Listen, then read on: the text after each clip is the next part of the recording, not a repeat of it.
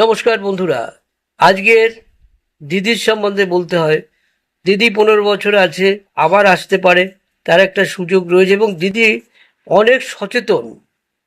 অনেক সচেতন কেন বলবো, দেখুন, আগেই টাকাটা দেওয়ার কথা ছিল জুন থেকে, কিন্তু বুঝে গেছে নার্ভের ব্যাপারটাও ধরে ফেলেছে দিদি।